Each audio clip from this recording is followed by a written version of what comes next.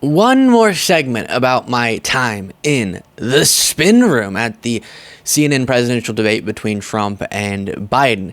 And again, if you're interested in my thoughts about the debate and you're watching this on YouTube, different segment on YouTube is where I talked about that. If you're a podcast listener, you've heard me say this too many times, and I apologize.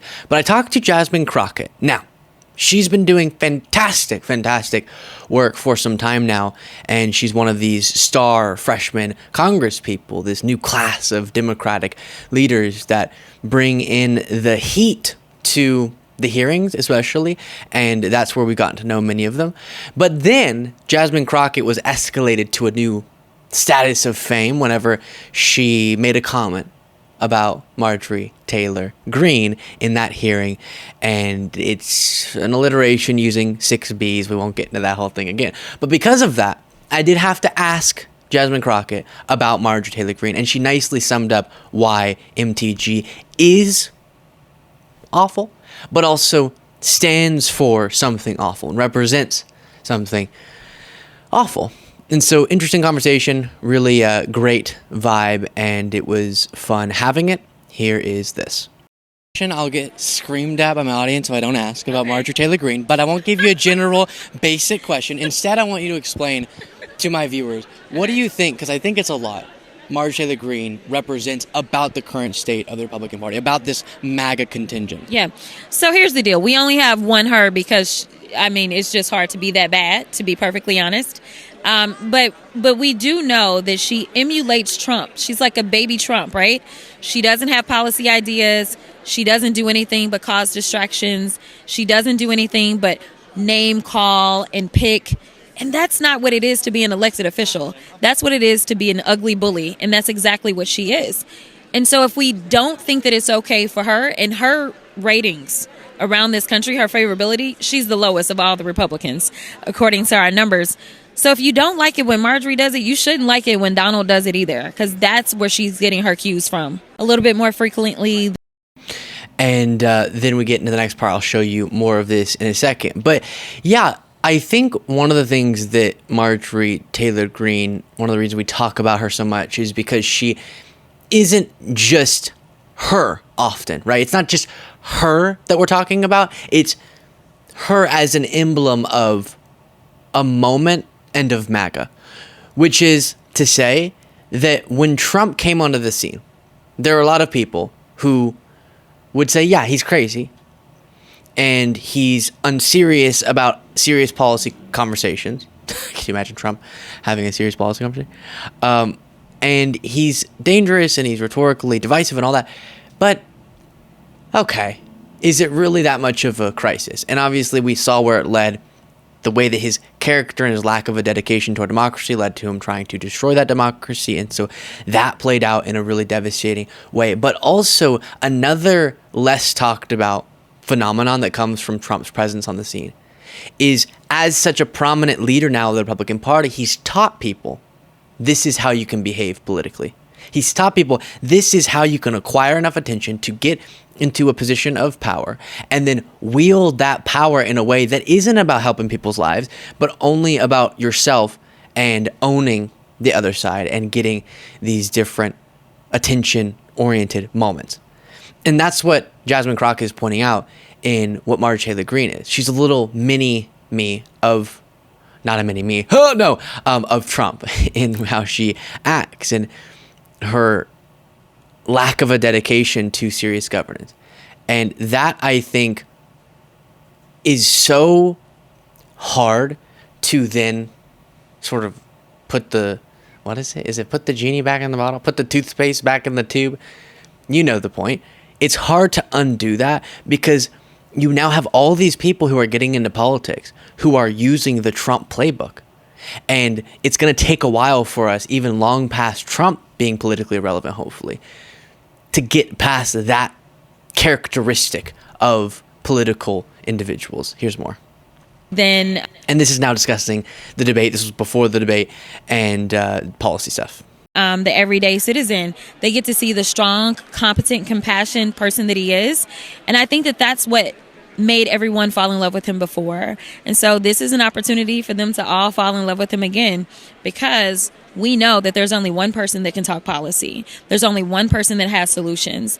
And that difference will be made clear today when they're asked about things that are really important to all of us, whether it's housing, whether it's immigration, whether it's, the president talking about crime and the things that he's been able to do, talking about the fact that he actually is consistently pushing forward with gun reform, talking about the fact that we actually believe in climate change, talking about the fact that we understand that young people have been burdened by student loan debt and it's Trump's Republican court that has pushed back on us consistently, talking about the fact that he doesn't believe that you should die just because you have a uterus.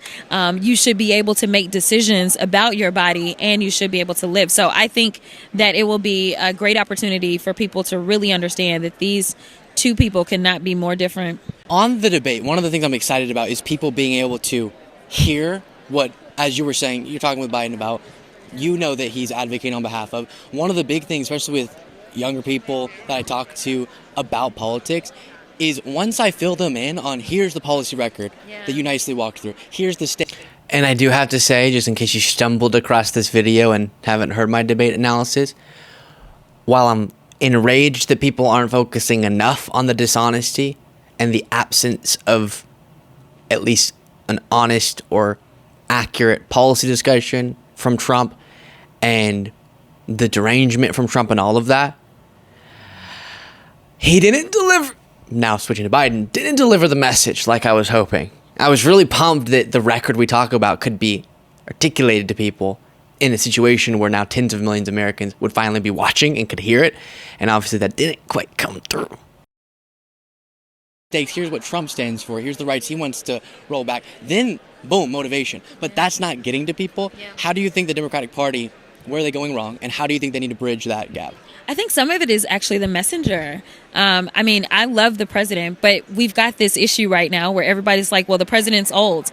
And I feel like they just tune him out just because they're like, he's old. But here's the deal. You're an awesome messenger because you're saying it. You're like, when I tell them exactly what he's done or what he's doing, everybody's on board. And so that's why I want everyone to take ownership over this campaign.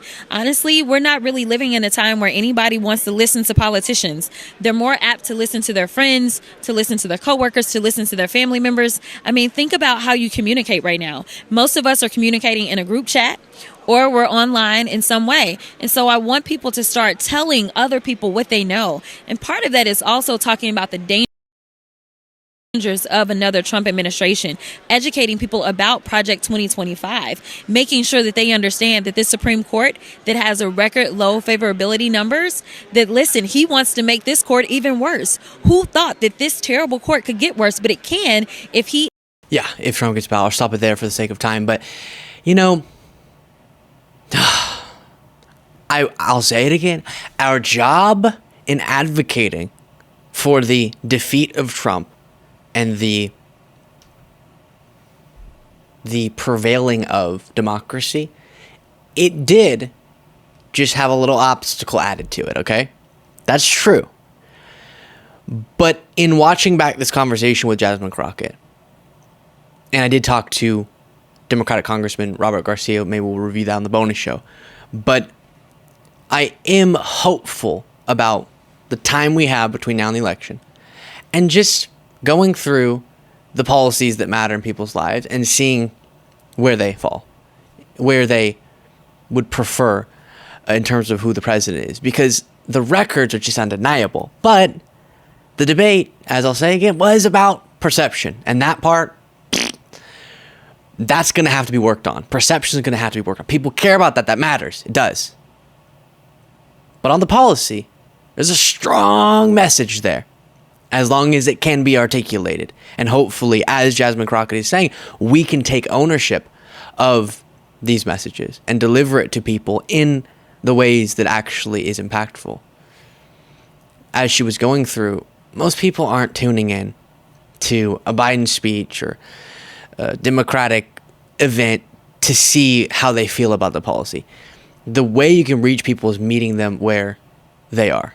And with the stakes of this election, each one of us needs to make quite the effort to meet people where they are and have these conversations with the combination of words that resonates with the people that we're talking to, because the facts are on our side. Now it's just explaining those facts, bringing those facts to people in a way that makes sense to and is motivational to them.